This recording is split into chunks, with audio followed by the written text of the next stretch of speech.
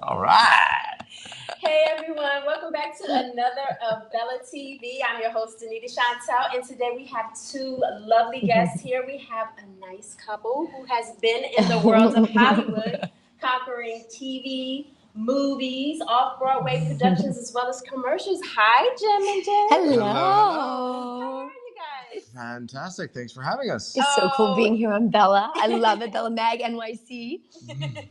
Well, it's wonderful to have you here today. We're going to talk about your project, but first, I'd like to introduce to our audience like what you do and what projects you've been in and all that good stuff. Oh, great. Cool. Thank you. You want to go first? Sure.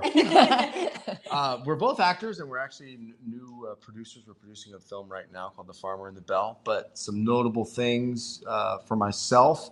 I'm on Stranger Things on Netflix, and I just finished a recurring role on BET's The Quad.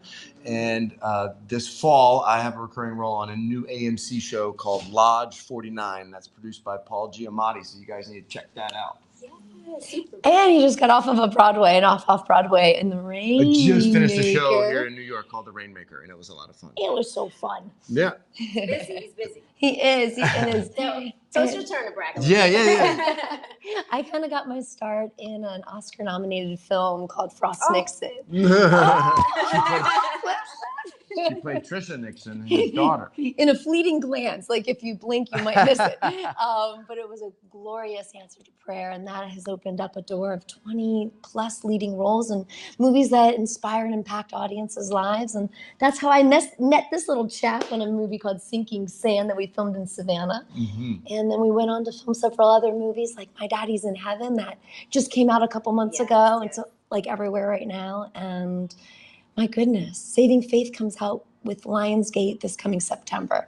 They were both the romantic leads, and got Michael W. Smith and Amy Grant and Vince Gill and all sorts of fabulous people in the movie. You guys have starred together in a couple of projects, like you said, a few that are coming out this year, as well as acted together and then produced this current project called The Farmer and the Belle. The Farmer and the Belle. We've actually been a part of together 13 different projects. Wow. So we've been very fortunate to do that. So which has been really cool.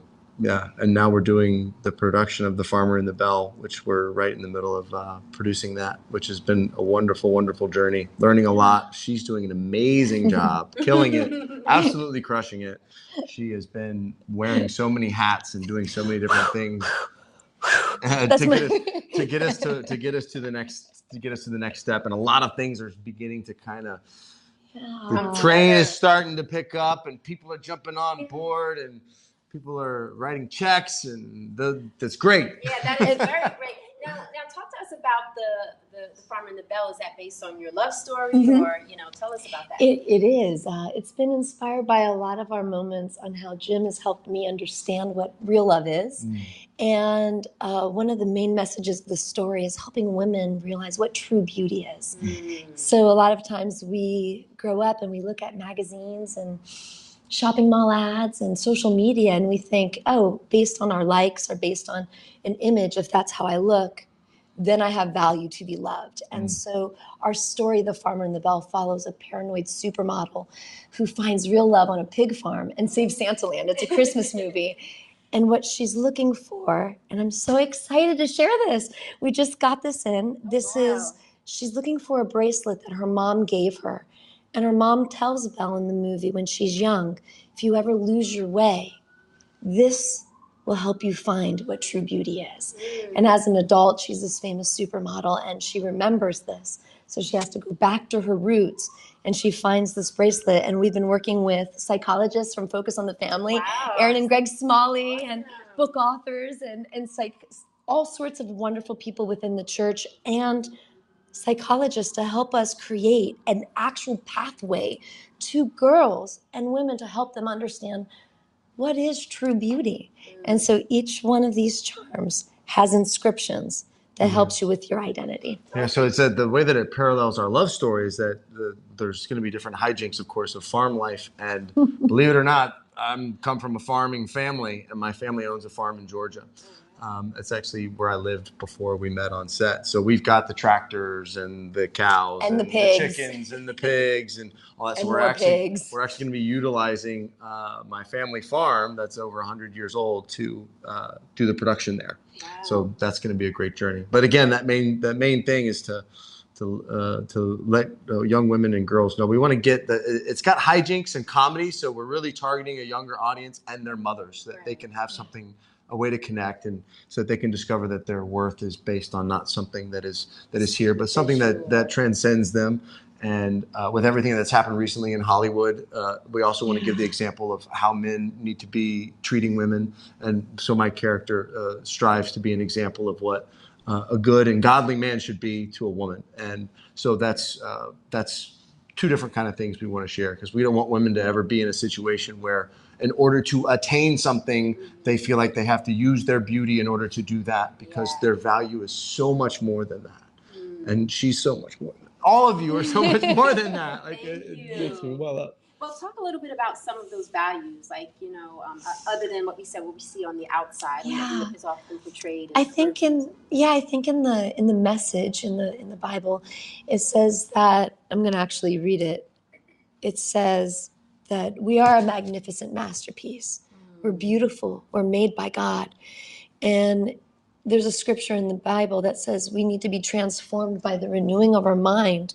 In body and soul, I am marvelously made.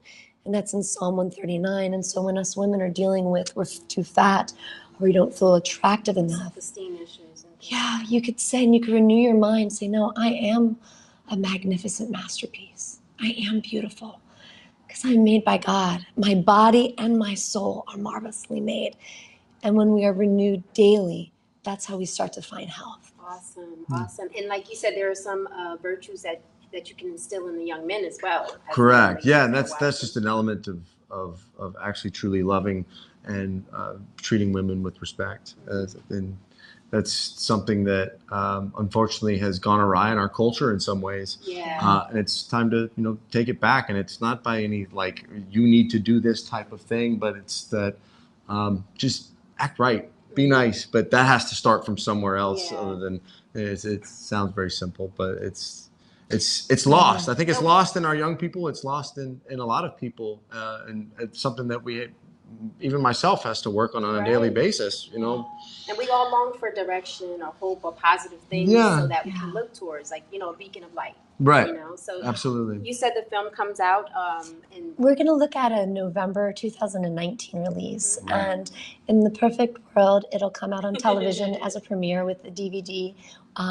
We're working with some really amazing children book writers that have their fingerprint on some of the best children's books out there, and Michelle Cox has also joined our team. She has done one of the books, When God Calls the Heart, is one of the Hallmark franchises. Yes. When God, I'm losing my voice. When Calls the Heart. Yeah, she's one of the book authors that has helped them with their devotion. So she's come on our team as well. And we've got John Bon Jovi's co-writer, Billy Falcon, is one of our writers, and Ruben Evans and James N. DeVince. And it's just a lot of people that are coming together to help this machine go forward. Yeah. So, and we're going to be doing a television movie of the week as the goal, and it fits perfectly for that medium, and it's going to be a great film. So we're excited. Wow. And it's also fun. All the movies we've worked on, we've called up our buddies and we said, hey, you guys want to be in it? And everything just comes together. Yeah. Like it all falls together like a piece of the puzzle. Yeah.